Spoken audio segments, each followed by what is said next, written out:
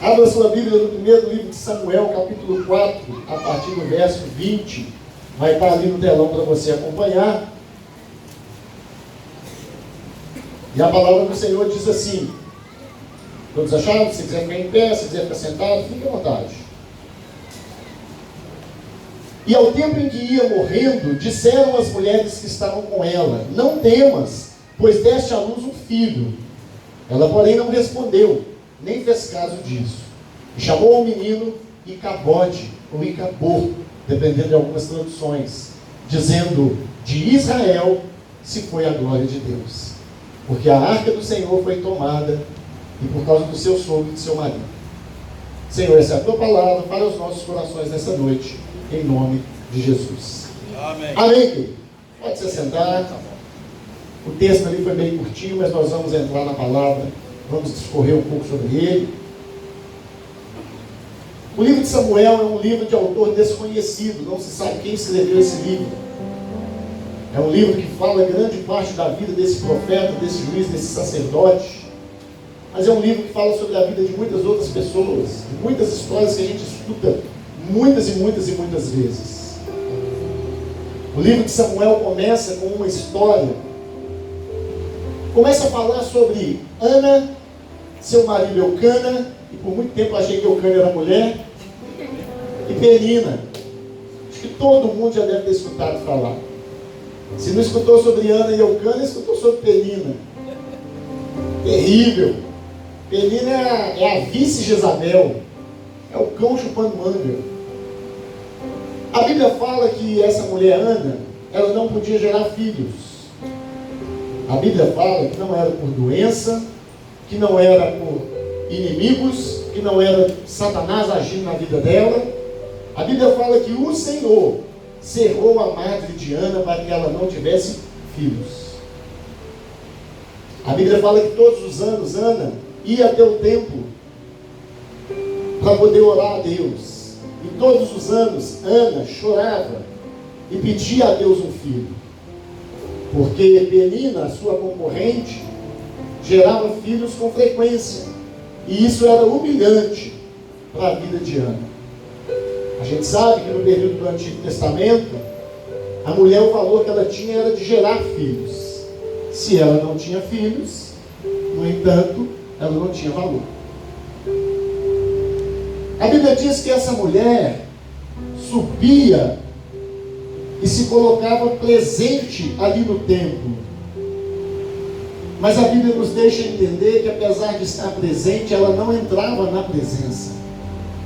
Hoje nós vamos falar, nós vamos convidar a igreja a deixar de ser só presente e passar a entrar na presença.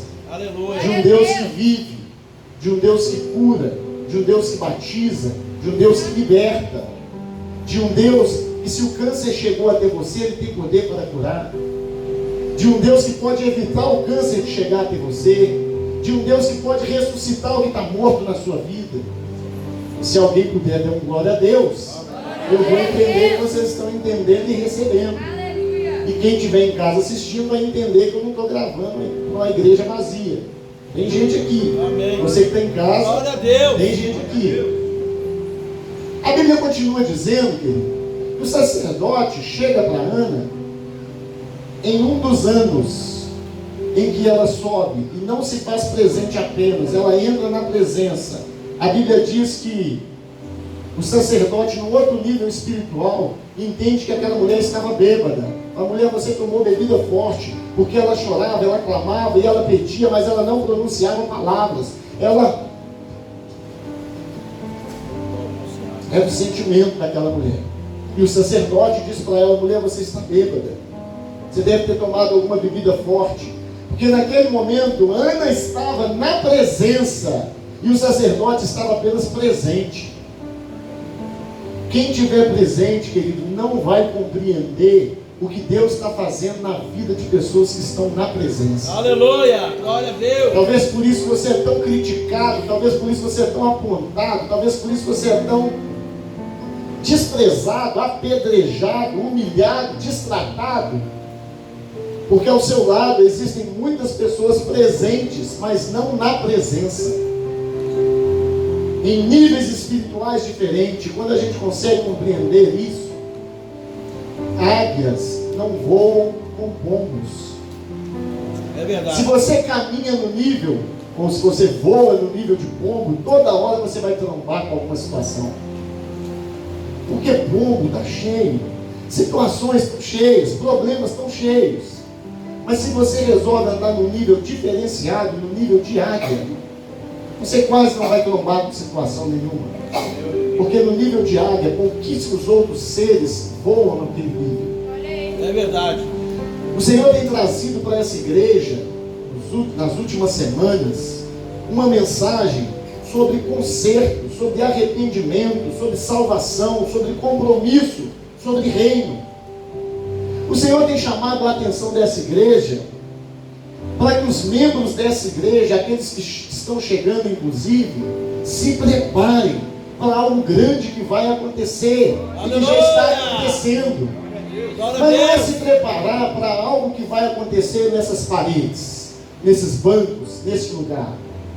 É algo que vai acontecer no reino e que você está sendo convidado, mais que convidado, convocado para fazer parte desse momento. Aleluia. O Senhor está trazendo mensagens para essa igreja de entendimento de que é hora de se alistar num grande exército, porque uma batalha muito grande está por vir. E eu não estou falando da batalha do Armagedon. Uma obra muito grande está para ser feita, e o Senhor quer contar com você. Aleluia.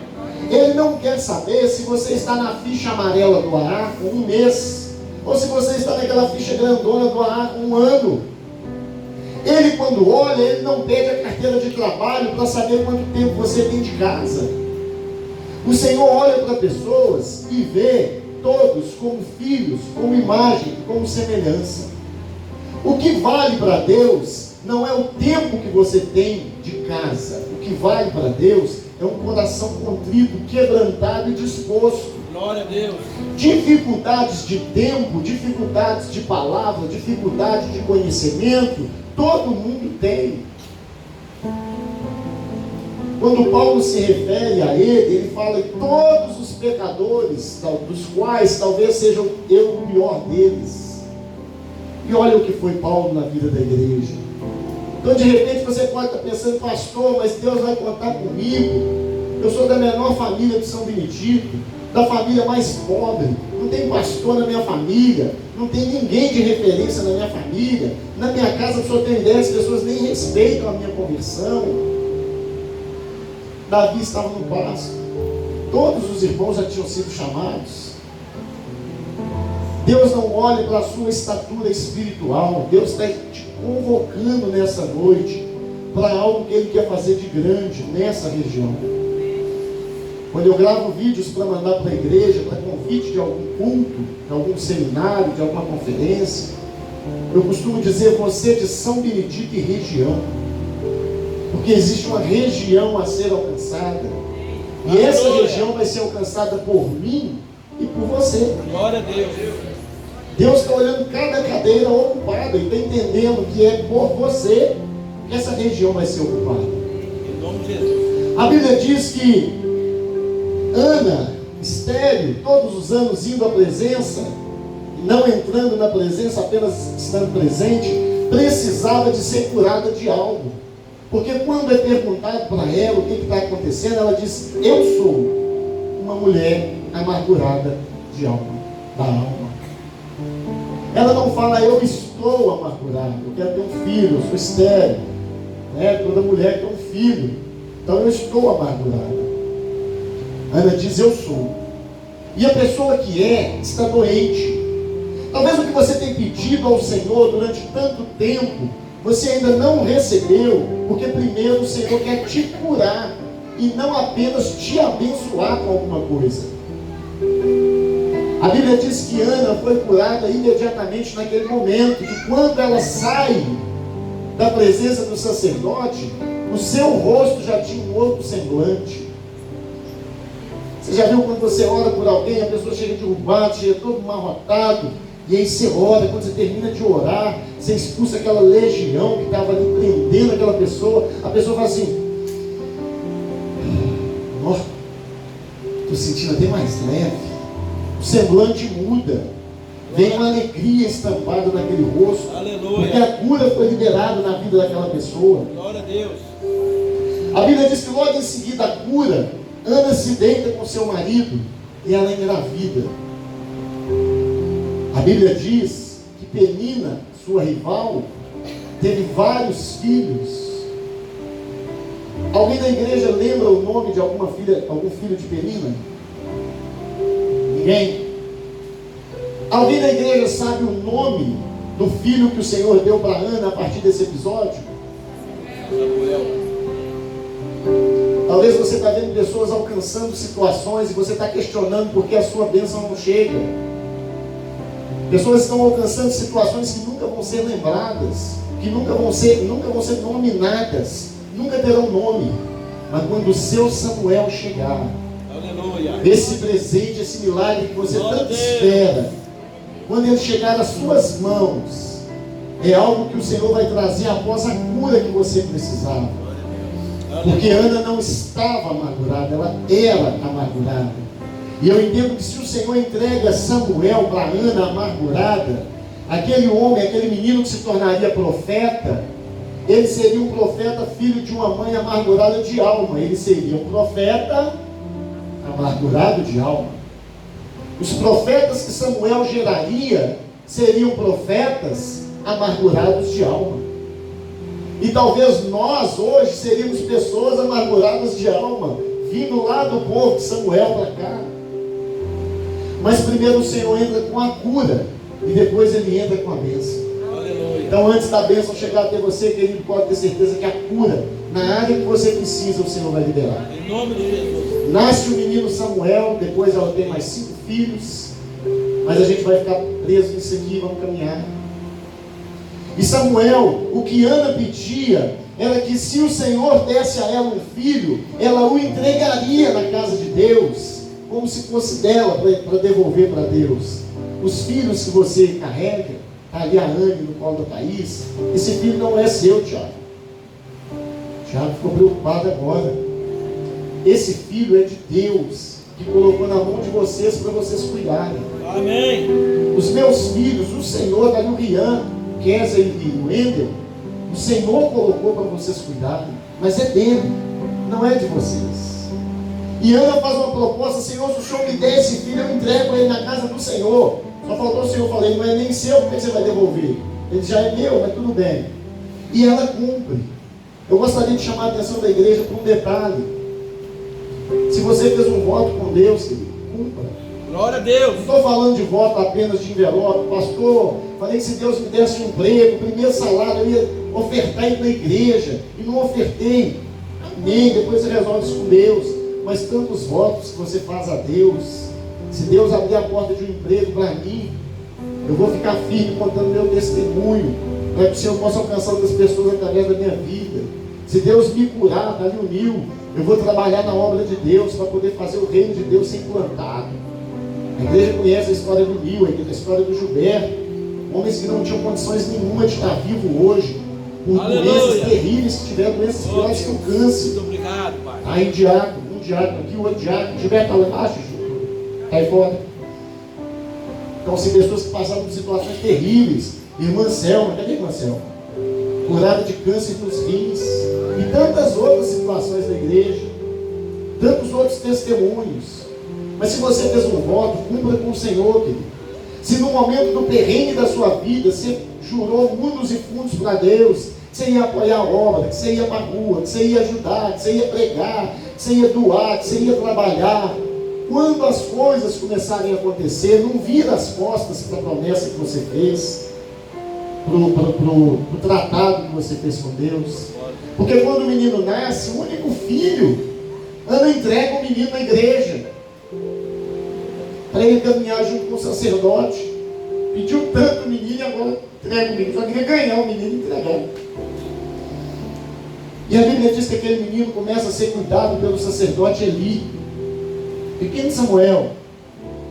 E quando eu chego nessa parte da mensagem, eu ainda não entrei na ministração propriamente dita, eu aprendo que o ambiente Ele é responsável pela formação do indivíduo, mas ele não é 100% responsável. Nós costumamos ouvir que o homem é produto do meio, sim, mas não pode simplesmente o meio definir quem você é. É verdade. Ah, pastor, eu nasci num lugar muito pobre, todo mundo usava droga, todo mundo prostituía. Isso não quer dizer que você tem que ser um drogado e um prostituto. Eu nasci num lugar, pastor, não tinha recurso, isso e aquilo.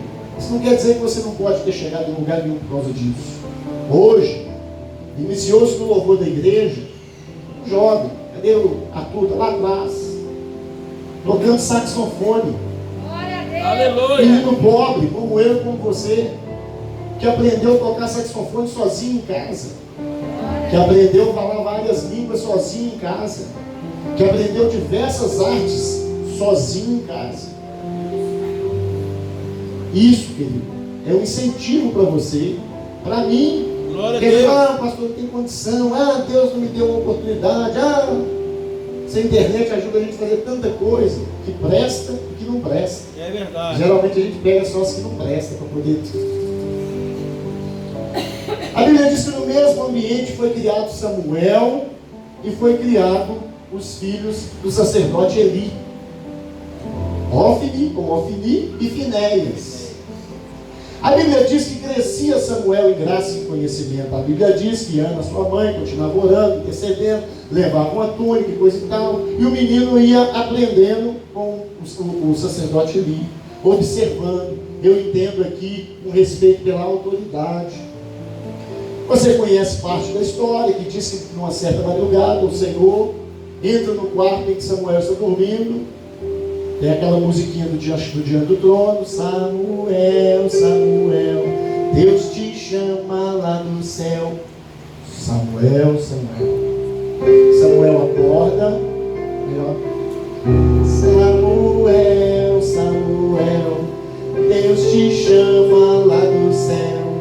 Samuel, Samuel, ser profeta em Israel. Olha aí. E ele vai no quarto do sacerdote e fala: o Senhor me chamou? Porque ao ouvir a voz de Deus, ele confundia a voz de Deus com a voz da autoridade espiritual que estava sobre a vida dele. Nós vivemos um tempo onde as pessoas não têm tido mais respeito com as autoridades espirituais. É verdade. Eu entendo e compreendo que existe uma picaretagem muito grande também nas lideranças, que levou a essa falta de credibilidade. Mas nós não podemos permitir que essa situação nos faça perder o respeito pelas lideranças, pelo padre da paróquia que você congrega, pelo pastor da igreja que você frequenta, pelo líder do ministério que você frequenta, por aquele líder de célula que te acompanhou a vida inteira. Hoje nós temos pessoas firmes e edificadas na palavra, e falam assim: pastor, eu tinha um líder de célula, uma líder de célula, foi uma bênção na minha vida. Volta lá um dia, compra um vaso de flor, um arranjo, uma orquídea, uma gravata, volta lá para poder agradecer essa pessoa pelo que ele representou e representa na sua vida. Não esquece não. Pastor, minha avó me criou, hoje a gente não tem nem contato direito mais. Volta lá. Você precisa, querido, de respeitar essas lideranças. E é respeitando e honrando essas lideranças constituídas por Deus que a gente consegue ser alguém na vida. Deus não quebra princípios. Deus não coloca pessoas na posição de liderança que não respeitam seus líderes. Talvez você é uma bênção ministerial, mas não avança, porque você tem uma dificuldade de estar debaixo da liderança de alguém. Você não consegue ouvir um não. Você está em casa, talvez você está em casa que você não consegue nem congregar, porque você não consegue ouvir um não. Não, pastor, a igreja me machucou. Querido, onde tem homem, a gente é machucado, a gente é passado para trás, é assim mesmo. É, pastor, mas não deveria ser, porque é a igreja, né? A igreja perfeita é aquela que Jesus vai voltar para buscar. É verdade. Não é a Getsemane, não é a Assembleia, não é a Deus e Amor. Essa daí, querido, infelizmente não deveria, mas essa daí está cheia de falha, porque está cheia de eu e você. Então não deixe que essas coisas, essas arranhuras do dia a dia, da convivência, da comunhão, do relacionamento, te afaste da presença de Deus, não. Pastor, eu não vou afastar da presença de Deus, só vou afastar da igreja. A Bíblia diz não deixar de congregar como é costume de muitos. Hoje é noite de salvação. Glória a Deus. Hoje o Espírito Santo trouxe pessoas aqui para se decidirem por Ele. Você veio convencido por aquele que te criou para ouvir essa palavra. A Bíblia diz que Samuel, depois da terceira tentativa de descobrir se era Eli que falava com ele, Eli não é Samuel que entende quem falava com ele, é o líder espiritual dele que tem a compreensão e fala com ele: Samuel, se te chamar de novo, você vai agir assim, assim e assim. E aí chama. Deus chama novamente e Samuel fala: eis-me aqui, Senhor, fala que o teu servo ouve. E o Senhor entrega uma revelação através de Samuel que era para ser entregue para o profeta Eli. Essa semana uma pessoa procurou e falou assim: pastor, eu fico triste porque eu sei que o senhor não gosta de... Como chama o negócio? Profecia. O senhor não gosta de revelação, de profecia. Eu falei: meu irmão, você está completamente enganado. Talvez eu seja uma das pessoas que mais gosto de revelação e de profecia. O que eu não gosto é de profetada. O que eu não gosto é de profeta de esquina. O que eu não gosto é de árvore que não dá bom fruto, de fonte que sai água doce e salgada, vir pôr na minha cabeça, a mão na minha cabeça e dizer: eis que te digo. Porque o que eis que te digo eu já sei. O que eu não gosto é profecia que eu estou recebendo a chave da vitória, que eu estou recebendo livramento. Querido, se não fosse livramento todos os dias da minha vida, o que seria de mim? Se não fosse a chave da vitória todo dia da minha vida, o que seria de mim? E vem profeta me falar que está me entregando a chave da vitória, profecia. Que profecia que é essa? Profecia de balde? Serve para todo mundo? Pelo menos alguma aqui eu vou pegar. Você que saiu de casa triste, o Senhor manda te dizer quem que é. Quantas pessoas que saíram tristes de casa hoje? Tem gente que está triste até com o grau, vai perder. Já ganhou, tá? Aí, já serviu, já achei alguém que a profecia serviria. Querido, profecia para mim é aquela que o profeta chega e põe o dedo na tua cara e fala: eis que te digo, conserta a tua vida, arrepende do teu pecado, muda a postura, o Senhor manda te dizer. Isso para mim é profecia. Profecia para mim é aquela que o cara chega e fala com você aquilo que só você e Deus sabe, porque você falou dentro do seu quarto, nem sua esposa sabia. Isso para mim é profecia. E aí eu consegui convencer esse irmão, essa pessoa, de que eu amo profecia. Amém. Glória a Deus. Às vezes as pessoas da igreja falam: pastor, a gente pode ir no monte? Eu falo: pode, se tiver um líder da igreja te acompanhando. Porque chega de monte, está cheio desses profetas aí, querido, que põe a mão na cabeça dos outros e sai falando um monte de coisa. E às vezes fala coisa para a pessoa diferente do que está sendo ensinado na sua igreja. Não, pastor, mas o cara lá, o troço lá era fogo puro. Era a terça da irmã Ritinha. É só dó, pastor. O senhor chega já está escrito para adiantar. O senhor chega e já entrega a profecia para o senhor.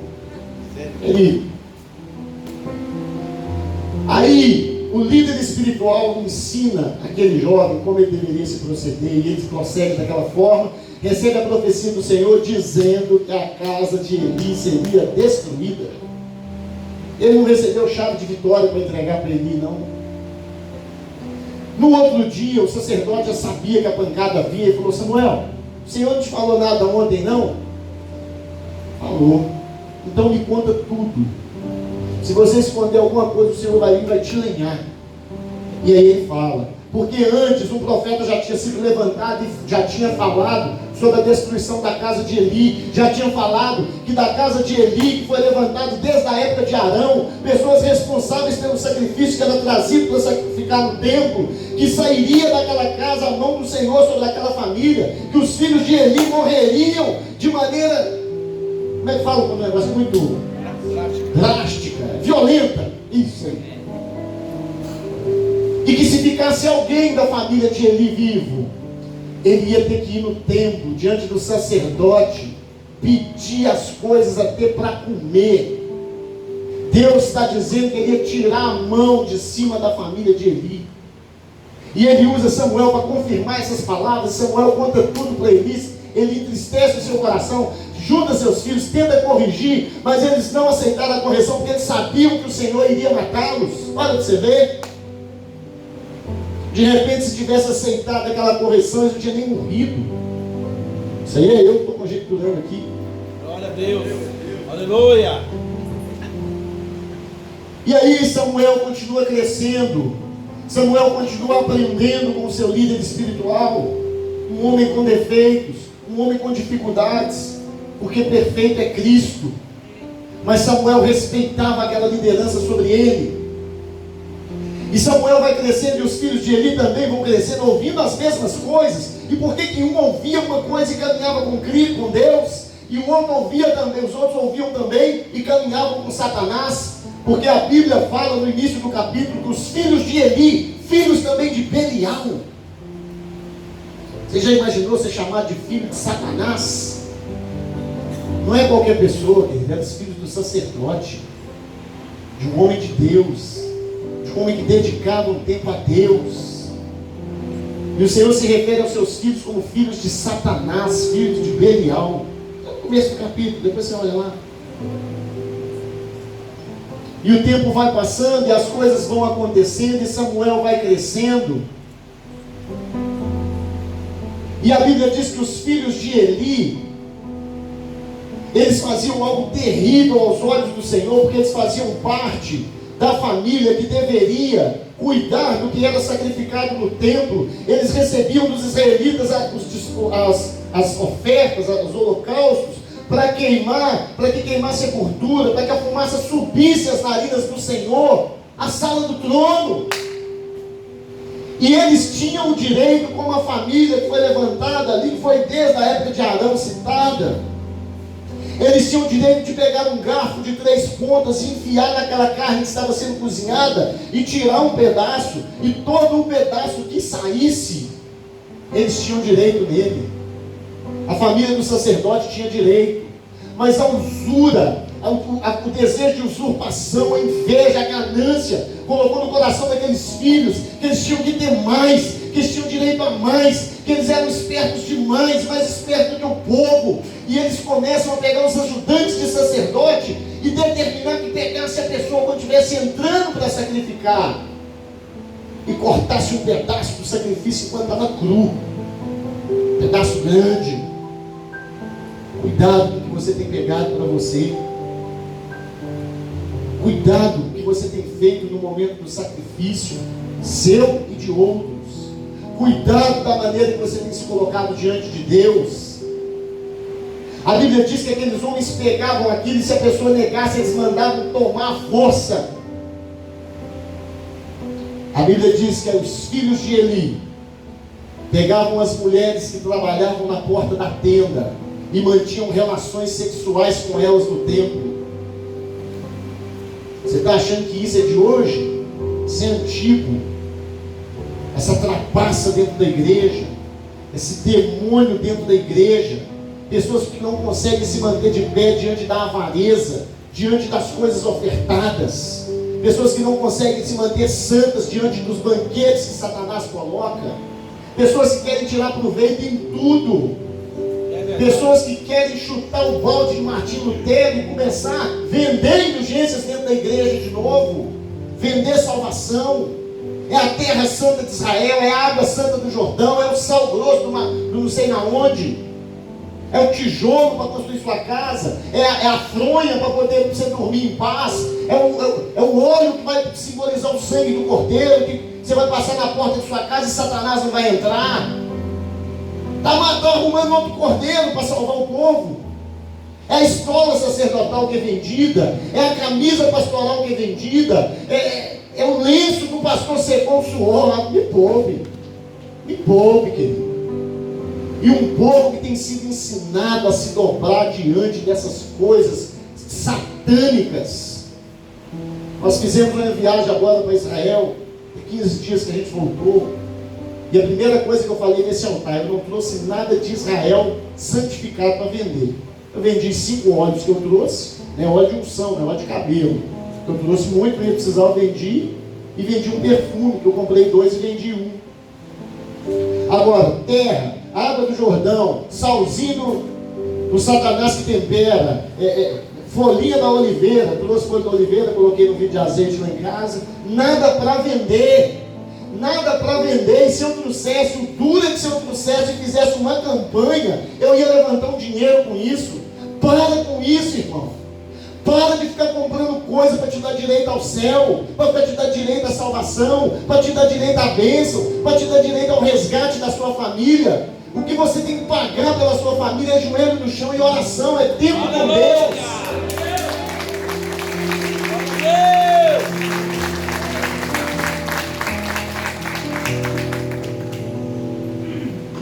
E você acha que é fácil ser pastor de uma igreja ministrando esse evangelho? Você acha que a gente é bem quisto no meio religioso? Você acha que os pastores que nos conhecem ficam satisfeitos com isso? Porque nós estamos indo contra o que muitos deles têm pregado em suas igrejas. E às vezes até na nossa mesmo. Mas você tem que ter coragem, você tem que defender o que você acredita. Porque se você morrer hoje, eles vão estar matando um ganso, mas daqui 100 anos terá uma tocha acesa. Não foi assim que, como chama o cara lá, falou? João Hus. Esse cara aí. Esse cara foi morto. E 100 anos depois, esse é o ganso que eles mataram. E 100 anos depois, o que ele estava falando era Martim Lutero, que traria a reforma para a igreja, que se tornou a igreja protestante, que eu e você estamos nela, e que não protestamos coisa nenhuma. Você não foi chamado para ser igual, você não foi chamado para ser light, você não foi chamado para ser gente boa, você foi chamado para protestar, você foi chamado para trazer cura, para trazer libertação, para trazer mudança de vida para as pessoas. Aleluia! Pastor, mas se eu for assim, todo mundo afasta de mim. Azar de todo mundo, querido. Quem quiser o que você prega, que fique com você. Pastor, eu não gosto do seu jeito. Você vai virar aqui à esquerda, vai ter umas 4 igrejas. Você vai descer aqui, vai ter umas 5. Você vai pegar São José, vai ter umas 8. Não tem problema. É importante que você fique em alguma. Que você se sinta bem, se agrade. De repente, né, como diz a palavra, nos últimos tempos vão procurar mestres segundo os desejos dos seus corações. Mas aqui, querido, eu fui plantado aqui para trazer essa palavra para a igreja. E há 3 anos nós não temos arredado o pé, nós não temos mudado o discurso, nós não temos. A igreja agora está cheia. Nós começamos a igreja, eu, você e os 2 meninos. Agora tem 250 membros. A gente precisa de pegar mais leve, né? Porque o povo não gosta muito de uma batida mais forte, querido. Infelizmente, se de 250 começar a esvaziar, nós vamos continuar. Se chegar um momento que o pastor Jorge achar que a gente não está dando retorno, ele vai nos tirar. Mas nós vamos continuar com esse discurso, porque o profeta foi levantado para esse discurso, para trazer arrependimento, para trazer confronto, para trazer vida na palavra, para falar para as pessoas: arrependei-vos, porque é chegado o reino de Deus.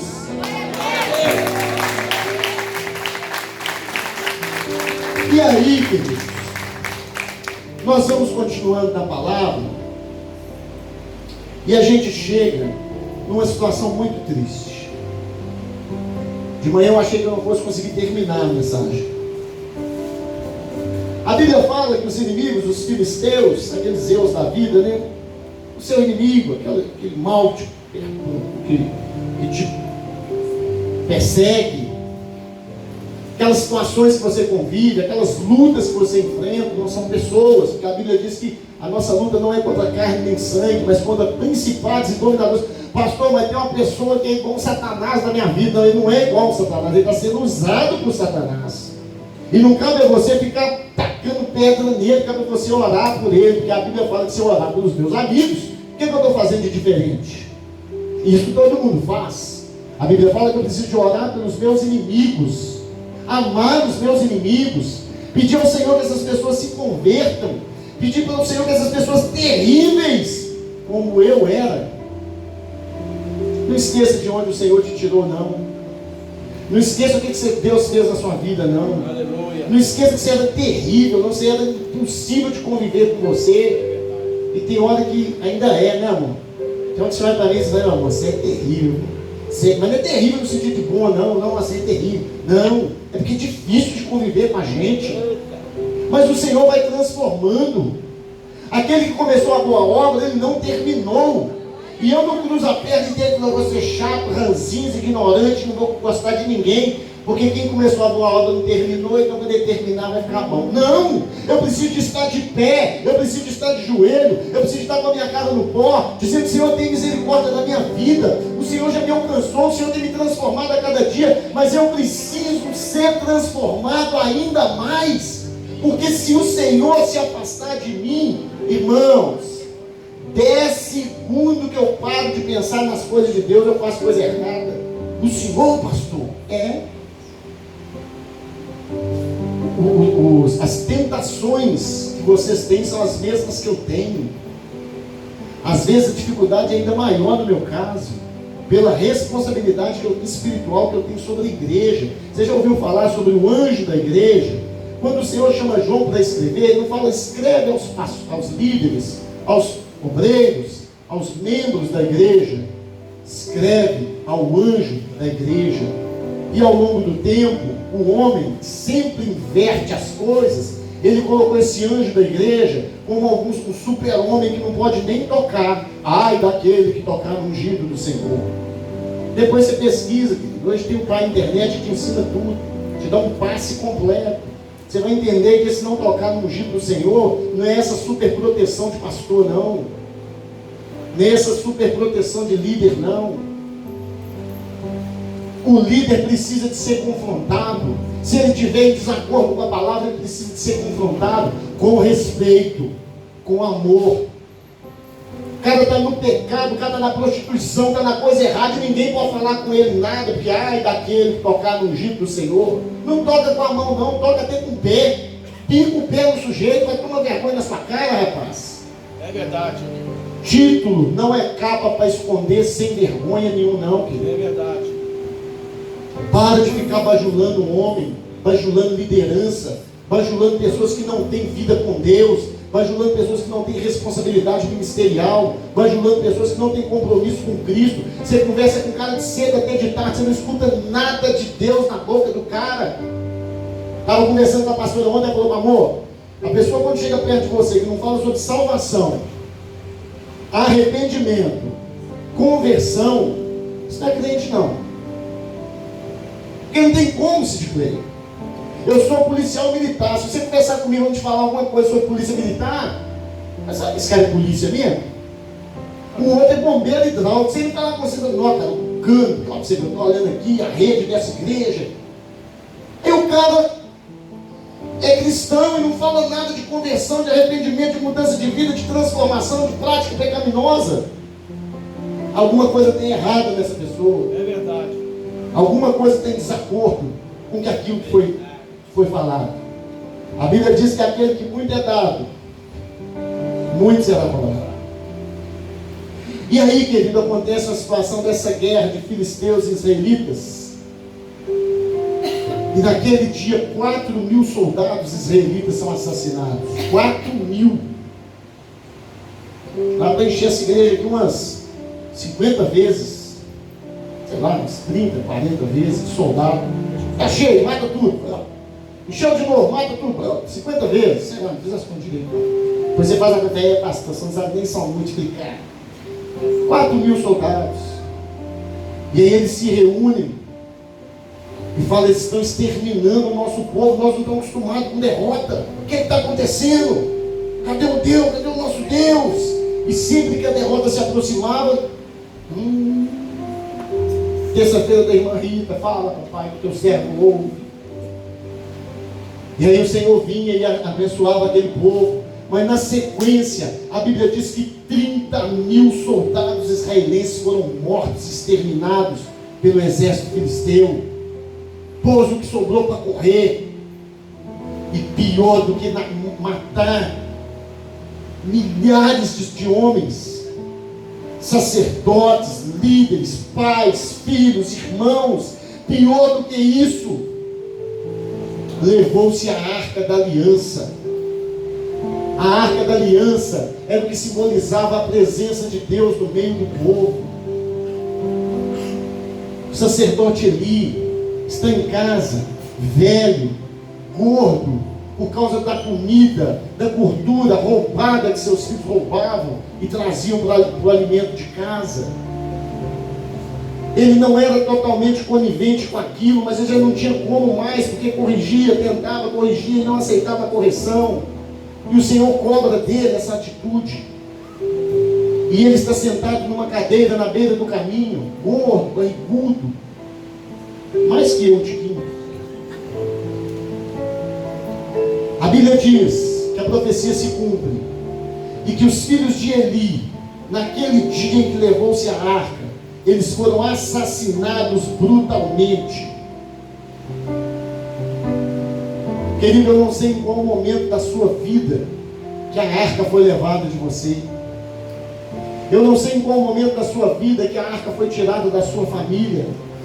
Na sequência, no outro domingo a gente prega sobre isso, sobre as duas casas que a arca esteve presente.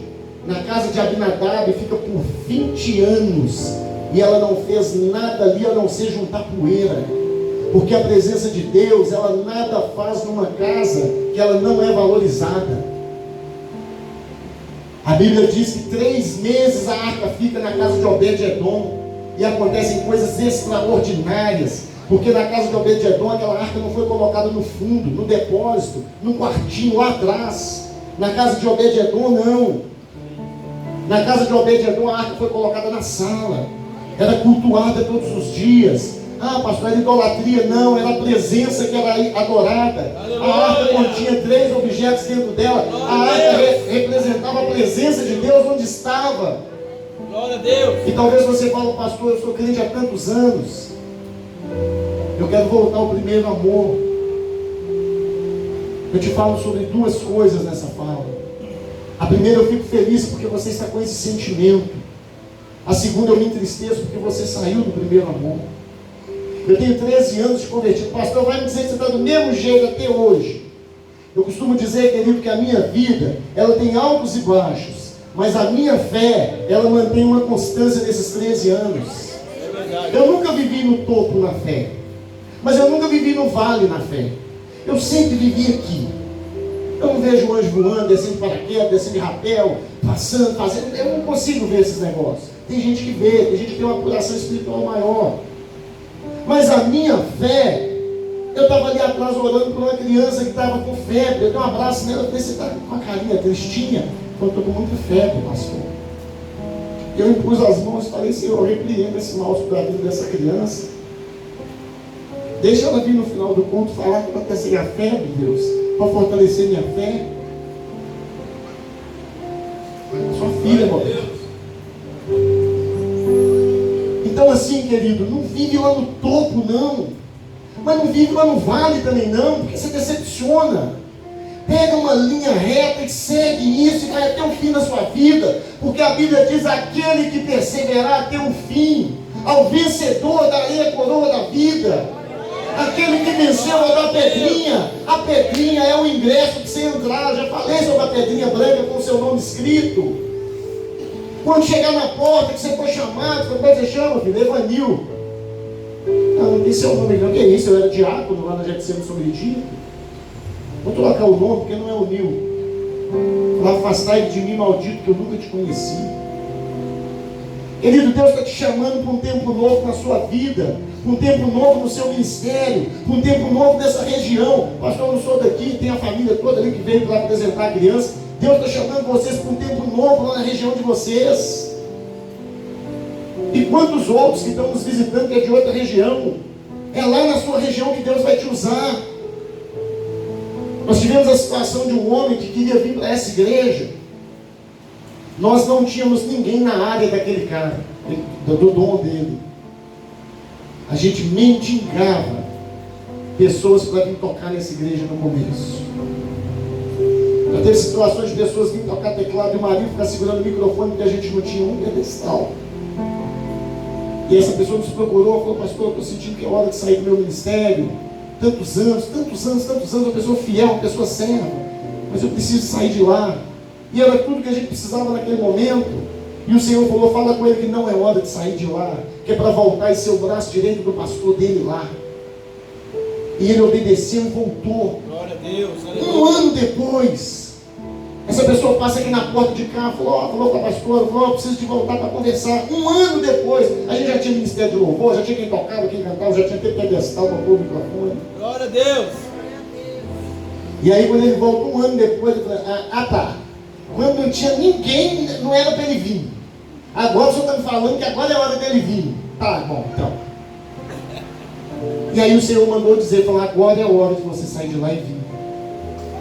E ele saiu e veio. E é uma bênção na vida dessa igreja. Irmão Sid Clay com a sua família. Glória a Deus. Obedeceu, entendeu, ficou mais um ano auxiliando o seu pastor e o seu ministério. E no tempo de Deus, para a vida e para a família dele, ele veio caminhar com a gente. Graças a Deus. E quem conhece sabe a bênção que tem sido. Mas eu costumo dizer que a igreja é mais bênção na vida dele do que ele na vida da igreja. É verdade. Porque eu não tenho para oferecer mais do que a igreja tem para me oferecer. Quem sai ganhando nessa história sou eu e não a igreja. Porque se ele tem muitos dons e talentos, quem está ganhando com isso é ele e a família dele. Ah, pastor, a igreja também ganha. A igreja do Senhor não depende de mim nem de você. A igreja de Cristo não depende do nosso talento. Não, pastor, o senhor tem uma palavra, bênção de Deus. É que você não sabe que se eu sair daqui, Deus tem 3 pastores melhor do que eu lá fora para trazer para o meu lugar. Você, diácono, está com dificuldade de ficar em pé aí, tem 50 lá fora querendo ficar em pé no seu lugar, que hoje estão em pé vigiando boca de fumo, correndo o risco de tomar tiro, correndo o risco de ver os filhos envolvidos nas drogas, correndo o risco de vir outro tomar a boca dele e ele sair com a mão na frente e outra atrás. E você está aí em pé, não, ficar 1 hora em pé aqui. Você já viu o pastor pregar sentado? Às vezes o diabo fala assim, não, pastor, difícil que eu o culto inteiro em pé. Aí quando ele fala, você já me viu sentado quando eu estou pregando? Então, querido, valorize o que Deus está te chamando para fazer. O Senhor está falando ao meu coração que tem pessoas aqui hoje que estão querendo desistir da caminhada. Estão querendo desistir do propósito. Pastor, essa região que sou benedita, essa região que eu moro, isso aqui é terrível, isso é grande demais, eu não estou dando conta mais. A gente fala, o povo não escuta, o povo de dura cerviz. Pega o cajado e bate na rocha para completar. Você vê todo mundo entrar depois e você não. Nós precisamos de perder esse sentimento de que a gente que faz, que já fiz demais por você, que você merecia, você já teve. Agora não quer mais, não, mas é seu daqui para frente. Tem gente lá fora se perdendo.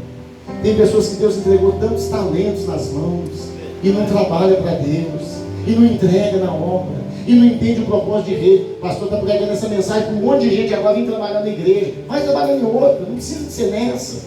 Mas se entregue, entenda o propósito de reino. Entenda que um reino está sendo instalado. Entenda que alguém morreu numa cruz para instalar esse reino, para salvar pessoas, para alcançar coração, para poder limpar pessoas que estavam afundadas no lamaçal de lodo, de podridão, como eu e como você. E hoje que a gente foi alcançado e limpo, a gente acha que os que ainda estão lá não têm direito ao mesmo que a gente teve. A gente quer peneirar, a gente quer medir as pessoas com a medida, com a balança que não nos mediram. Porque se cobrassem de nós o que a gente cobra das pessoas, a gente não estaria aqui. Se não fosse a graça e a misericórdia sobre a nossa vida, Sid Clay, a gente não estaria aqui. Sid Clay me conhece desde os 7, 8 anos de idade. O pai do Sid Clay, muita gente que mora na região da Azteca conheceu. Sou Orlando, vendia balaim de alumínio. Lembra aqueles alumínio que cortava as tirinhas? Ele fazia balaim. Ele vendia quadro de santos, São Jorge, Nossa Senhora Aparecida, São Jorge Guerreiro. Vendia nas festas da igreja católica. E quando eu ia na casa dos meninos, é uma família negra. Ele falava assim, Ivanildo, o que me orgulha é que você é um amigo branco dos meus filhos. O Sid Clay sabe o que eu era no passado. Quem me conheceu há 13 anos atrás sabe o que eu era. Promíscuo, adúltero, terrível. E aí hoje, que melhorou um pouquinho por causa da misericórdia de Deus, começa a pesar para medir os outros. Começa a achar que as pessoas, para ter direito, elas têm que fazer o mundo acontecer. E o Senhor está falando para pessoas nessa noite, você não fez o mundo acontecer e eu te alcancei. Por que você está exigente desse jeito agora com os outros? Eu só queria que você amasse as pessoas que estão lá fora. Manda te dizer ao Senhor. Aleluia. Eu só queria que você se esforçasse um pouco mais para alcançar alguém. Não somos nós que convencemos pessoas, mas quantos de nós alcançamos alguém esse ano através da palavra, do testemunho? Pastor, eu não sei pregar, eu não sei Bíblia, eu não sei nem falar direito, mas não é possível que você não sabe falar sobre o que Jesus fez na sua vida. Não precisa de pregação melhor do que você chegar para alguém e dizer, até cantar aquela musiquinha, né? Eu era um bêbado, só vivia droga, né? Se você chegar a cantar essa música, a pessoa fala, é isso mesmo, hein? Essa musiquinha zoeira que você está cantando? É. E aí você aproveita e pá! Fala, cara, terrível.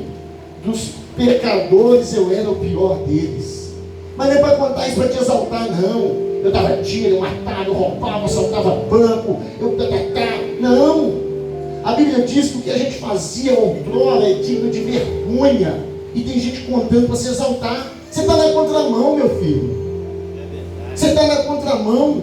A podridão que você vivia, o lixo que você era, e foi alcançado por um Cristo misericordioso, um Cristo de amor. E hoje você fica nessa dificuldade. Tudo que a obra te convida, você não pode. Tudo que está à disposição para você, você não quer. Não é a igreja que está te chamando, é o Senhor que está falando. A pessoa abre a porta de uma casa para uma célula, ela está querendo que alcance a família dela. Ela não está preocupada com a vizinhança. Ah, pastor, esse povo aqui em casa tem que ser alcançado e precisa de uma célula aqui em casa. Fala que vai abrir uma célula para ver se aparece líder, se aparece equipe, se aparece alguém interessado. Nós temos escolas no São Benedito que os diretores estão pedindo, pelo amor de Deus, para a gente colocar célula no horário de intervalo. E ninguém está preocupado com aquelas pessoas que estudam lá, que se prostituem, engravida com 13 anos, usa droga, rouba, conhece o LSD com 12 anos. Ninguém está preocupado com alunos de escola que é estuprado dentro de casa, que é abusado pelos próprios familiares. Quantos casos, minha esposa é professora, estou cheio de professor aqui, quantos casos que você conhece e estão sendo alcançados por tudo que você pensar, pelas drogas, pelo homossexualismo, pela prostituição, pela vida errada, menos por aquele que morreu por eles. Como ouvirão se não há quem pregue? Romanos 10:14. Onde está você? Deus quer levar a palavra através da sua vida. Ele está esperando que você se posicione. Você tem 1 ano de crente, 5 anos de crente, 15 anos de crente, você está engordando igual a Eli. E você vai entender o que aconteceu. E eu encerro a mensagem. A Bíblia diz que 30 mil homens foram mortos no exército. Um sobra e vem correndo. E eles abrem os portões e dizem, a notícia agora, a notícia boa e vem. E quando aquele homem chega e conta a notícia, as pessoas começam a gritar, as pessoas começam a chorar, as pessoas começam a rasgar as suas vestes. E chega até o sacerdote Eli, velho, cego, morto, sentado. E aquele homem fala, meu pai, sacerdote, ele fala, me conta logo o que aconteceu, eu estou escutando uma barulhada aí, não vejo, mas eu escuto. E ele fala, 30 mil homens foram mortos hoje. O exército de Israel perdeu mais uma vez. Os filisteus venceram, nosso inimigo venceu. O inimigo está vencendo tanta gente que já era para estar ganhando almas, que já era para estar liderando trabalhos, que já era de estar inventando coisas para fazer, que no reino de Deus a gente pode inventar. Fala, Senhor, me dá umas ideias malucas aí para inventar uns negócios, para alcançar gente, e ele vai te dar umas ideias, e você fala assim, nó, que doido, Zé. Radical. E ele fala, 30 mil homens morreram, sacerdote, pai, mãe não, né, homem, pai, isso, aquilo, irmão, filho. E a arca do Senhor foi levada. A presença do Senhor foi tirada do nosso meio. Então respondeu o que trazia as notícias e disse, Israel fugiu de diante dos filisteus. E houve também grande matança entre o povo. E além disso, também teus 2 filhos, Ofni e Finéias, morreram. E a arca de Deus foi tomada. A notícia dos filhos que morrem, ela vem primeiro. E não abalam Eli. Não abalam Eli. Mas quando fala com ele, a arca do Senhor foi levada do meio do povo. A presença de Deus foi retirada. Põe o próximo aí. 18. Vamos ver se na sequência ele fala. E sucedeu fazendo ele essa menção da arca de Deus. Não foi sobre os filhos que foram assassinados. Fazendo essa menção sobre a arca de Deus, ele caiu da cadeira para trás, ao lado da porta, e quebrou-se do pescoço e morreu. Porquanto o homem era velho e pesado, e tinha ele julgado Israel 40 anos. Um homem que liderou Israel durante 40 anos. Tendo os 2 filhos assassinados, ele não se assustou com isso, porque já era uma profecia para a sua casa. Mas ainda naquela condição, quando aquele velho, gordo, homem de Deus, escuta que a presença do Senhor havia sido retirada, ele não suportou aquela notícia. E quantas pessoas no nosso meio têm perdido a presença, têm saído da presença, têm se esvaziado da presença, têm estado presente, mas não têm entrado mais na presença, e têm tratado isso como normal, têm tratado isso como algo corriqueiro, têm tratado isso apenas como o primeiro amor que eu me afastei dele. O Senhor te trouxe aqui nessa noite para te trazer de volta o primeiro amor. Aleluia. Para te trazer de volta a arca. Glória Ou para a Deus. trazer a arca de volta a você. Eu estou fazendo aqui uma Glória, a arca é a glória. presença. Porque com a presença você já vai sair daqui caçando alguma coisa para você fazer, caçando alguma vida para você ganhar. Você vai sair igual o zumbi. Nossa, eu preciso de alguém rápido. Eu tenho que achar alguém rápido para falar de Jesus. Falou que Jesus fez, falou que Aleluia. Deus, cadê alguém? Você vê um portão de garagem aberto, você fala, nossa, aqui dá uma célula. Você vê uma boca de fumo, falando, não, eles podiam vender do lado a partir das 11, de 9 às 10 e meia, me emprestar para fazer uma célula. Você vai sair daqui procurando alguma coisa para você fazer. Deus está querendo fazer algo através dessa igreja. Deus plantou essa igreja aqui com um propósito de crescimento. Deus plantou essa igreja porque Ele quer alcançar esse São Benedito e região ao qual me refiro. E Ele vai usar a minha vida e a sua. Por isso, pregado essa igreja, querido, tem sido pregado tantas mensagens nesse sentido. Aleluia. Exaltado seja o Espírito Santo. O Senhor quer levantar pessoas nessa noite, pessoas que estavam entristecidas, que estavam se sentindo um zero à esquerda, que Satanás falou que você não tinha valor, que você não ia ser usado, que você não tem um testemunho, que o testemunho da sua vida é pequenininho, que você não tem nada para contar. O Senhor está tirando essa mentira. A padroeira da nossa cidade, conhecida como Santa Luzia, padroeira das vistas, esse demônio, me desculpe pelas pessoas de outra religião, mas essa mentira chamada padroeira das vistas, querido, não estou desrespeitando a religião de ninguém, mas eu estou querendo te dizer que isso tem te iludido. Nós servimos um Deus que traz as claras. Nós servimos a um Deus que Ele é a única verdade que liberta. Eu sou o caminho, a verdade e a vida, e não há outra além de mim. Ninguém vai ao Pai a não ser por mim. E Ele está te dizendo que você está cego. Você está numa cidade idólatra, onde as pessoas precisam ser alcançadas para dizer através da verdade. E Satanás tem te iludido, Satanás tem te calado, Satanás não tem te tirado da igreja. Satanás não tem te tirado da presença. Ele tem te deixado presente, mas Ele tem te neutralizado de tal forma que você não consegue mover nada pelo reino para que pessoas sejam alcançadas. Olha aí.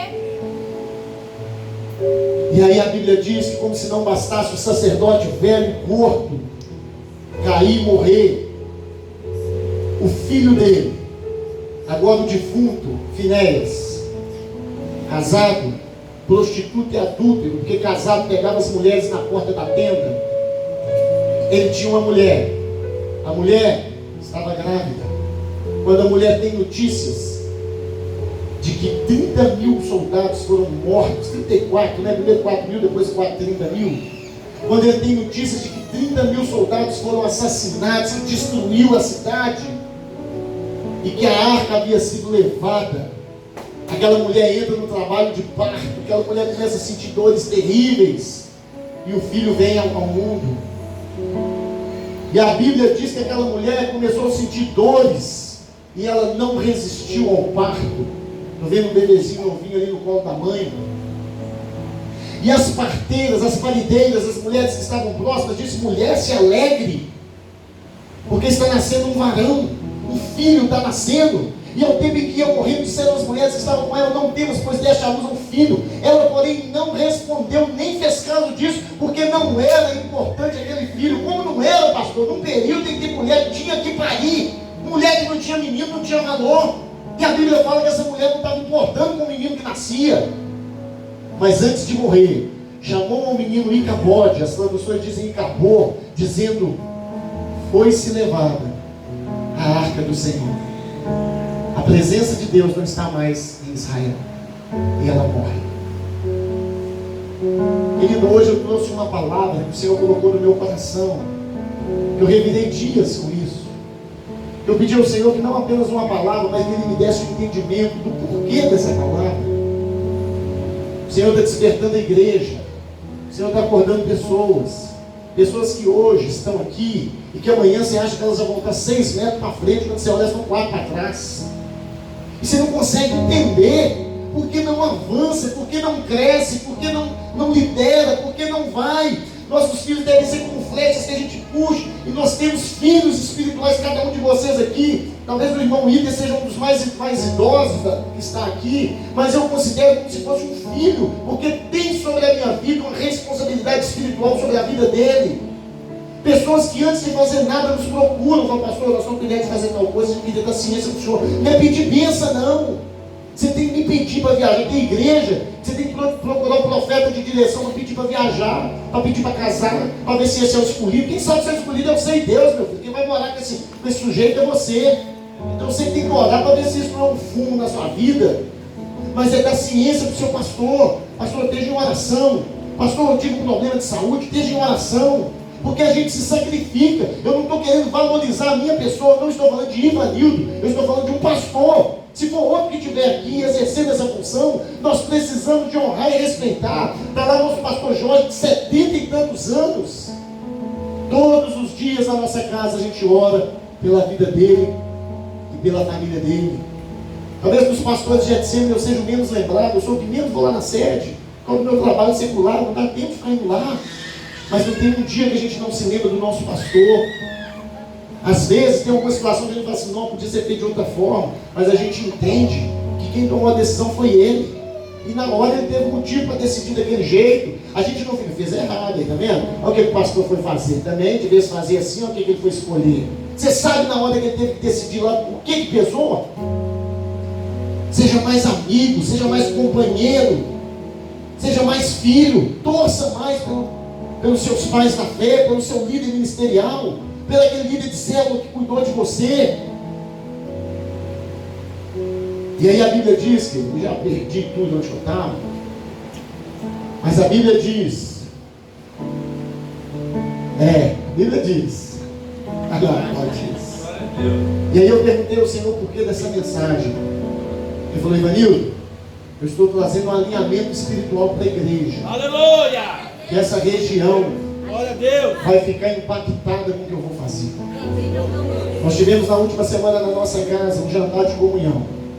Tivemos ali a minha família, família do pastor Toninho da Igreja Batista Betesda, o pastor Jorge da Igreja Pentecostal Avivamento da Bíblia e o pastor Elton da Igreja Pentecostal Corpo de Cristo aqui pertinho de nós.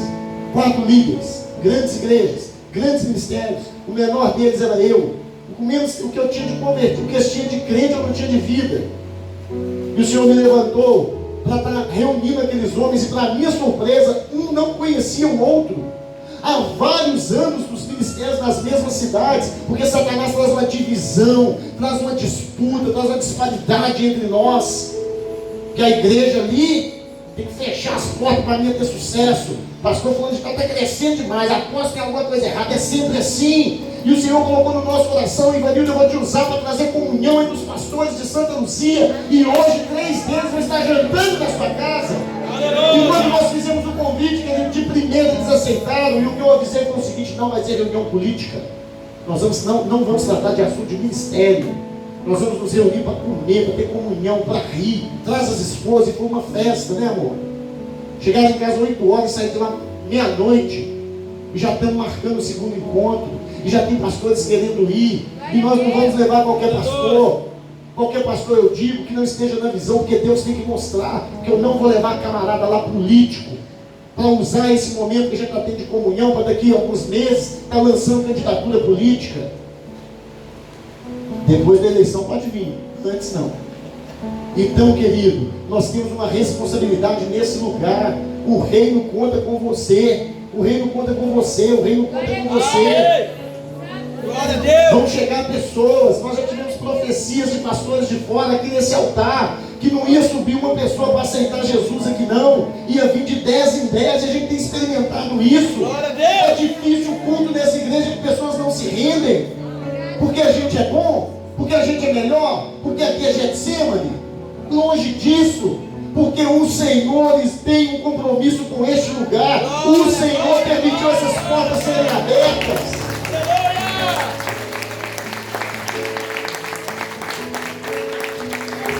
E o que eu entendo, querido, é que Ele não depende de mim. Mas enquanto Ele permitir que eu esteja aqui à frente, eu vou dar o meu melhor. Amém. Glória a Deus. Então que você possa dar o seu melhor, onde você estiver. E se você não estiver em lugar nenhum, você possa pedir ao Senhor que te encaixe em algum local do reino dele, para que você possa produzir frutos. Quer ser meu discípulo? Cuida das minhas ovelhas. Tu me amas? Apacenta as minhas ovelhas. E eu encerro essa palavra dizendo que pessoas vieram aqui nessa noite, a convite de alguém, a convite do próprio Espírito, viu um post na internet, viu alguém comentando, viu alguém que está vindo aqui, está tendo a vida transformada, não pela placa Getsemane, que a placa não ajuda ninguém, mas pelo Deus que tem agido nesse lugar. Glória a Deus. Se você saiu da sua casa nessa noite e veio até aqui, É verdade. Glória a Deus. e quer entregar a sua vida para Jesus nessa noite. Pastor, eu já era crente, eu estava afastado, eu estava meio mal, eu andei fora de algumas situações. Hoje é noite de reconciliação. Peço que a igreja esteja em oração, que talvez essa pessoa que está do seu lado, que vai ser convencida pelo Espírito Santo. Então é importante que você esteja em oração e que você não disperse, nem se deixe dispersar.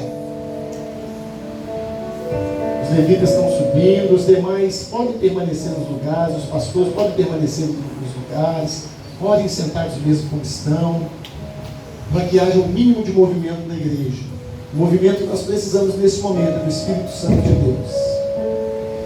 Se você saiu da sua casa e ainda não havia aceitado Jesus, ou se você já era crente e por algum motivo se desviou dos caminhos do Senhor, que você possa sair do seu lugar agora e vir até aqui à frente. Talvez por tanto tempo, por tantos sofrimentos, por tantas situações você ficou fora. Talvez você hoje entendeu que você precisa tomar uma atitude para que algo grande aconteça na sua vida. Hoje é noite de salvação. Eu vou pedir para que cada pessoa olhe para quem está do seu lado e pergunte: você quer aceitar Jesus nessa noite? Eu vou lá na frente com você. Incentive essa pessoa. Pergunte quem está do seu lado: você quer reconciliar com o Senhor nessa noite? Eu vou lá na frente com você. Onde está a primeira pessoa que vai entregar sua vida para Jesus, que vai retornar para os caminhos do Senhor? Nós temos alguém nessa noite para tomar essa decisão tão importante. A igreja está cheia hoje. O Senhor trouxe pessoas aqui para tomarem essa decisão. Onde está a primeira pessoa? Saia do seu lugar. Não volte para a sua casa da mesma maneira que você saiu dela. O Senhor quer fazer uma grande obra na sua vida e através da sua vida. Tem alguém nessa noite para se render a Cristo? Levante a sua mão do seu lugar. Eu vou pedir que você ouça essa canção que vai ser ministrada e deixe o Espírito Santo continuar falando com você. Glória a Deus. E ao final dessa canção eu te convido a vir aqui à frente.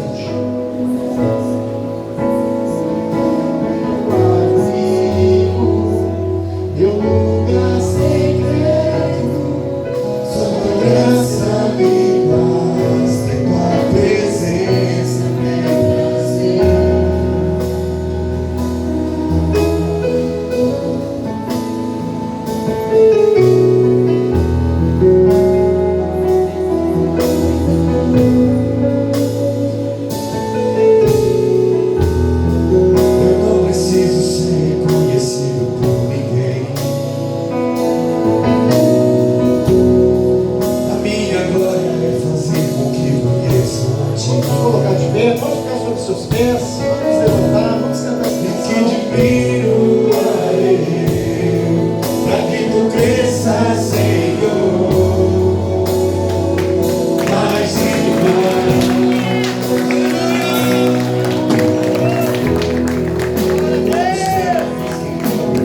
Ante a ti,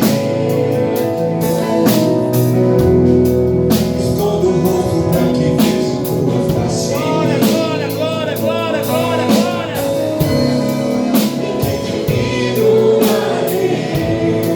Para que tu cresça, Senhor. Onde está a segunda pessoa? Mais e Sai do seu lugar. tudo santo, a fumaça desmonte, só teus olhos me veem. Debaixo de tuas asas é o meu abrigo, meu lugar secreto. Com tua graça me basta, tua presença Santo dos santos, a fumaça me esconde, só teus olhos me veem. Debaixo de tuas asas é o meu abrigo, meu lugar secreto. Com tua graça me basta, tua presença me Você que ainda está aí no seu lugar, querido. Se você não queria ser o primeiro, agora você já pode vir. Você vai ser o segundo. Já tem alguém aqui para te fazer companhia. Saia do seu lugar e venha se render diante do altar do Senhor. Onde está a segunda pessoa? Eu sei que você está aí. Eu sei que você está para tomar essa decisão. Eu sei que o seu coração está pedindo, está clamando, está ardendo. Hoje é o seu dia. Saia do seu lugar e venha aqui à frente se render a Cristo, em nome de Jesus. Amém? Glória a Deus. Glória a Deus. Está aqui a nossa irmã.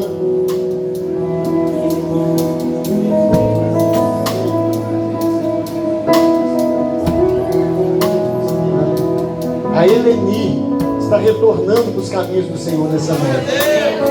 Entendeu a palavra, entendeu o amor do Pai por ela, que ele a esperava no caminho. Eu não sei como ela saiu da casa do Pai, mas geralmente sai bem, com dinheiro, bem vestido. Geralmente quando a gente volta, não estou falando que é a situação dela, mas geralmente quando volta, volta descalço, sem mais nada, sem a ter fé. E o que nos impressiona é que quando a gente volta, o Pai está no caminho, nos esperando com chinelo, com roupas, com anel, com carinho e com os braços abertos. E foi isso que ela sentiu nessa noite. O carinho de Deus para a vida dela. Glória, glória, glória. Ele é a única situação na Bíblia em que diz que houve festa no céu. É quando um pecador como eu e como você se arrepende. Graças a Deus. A sua decisão hoje está fazendo com que uma festa se inicie no céu nesse momento.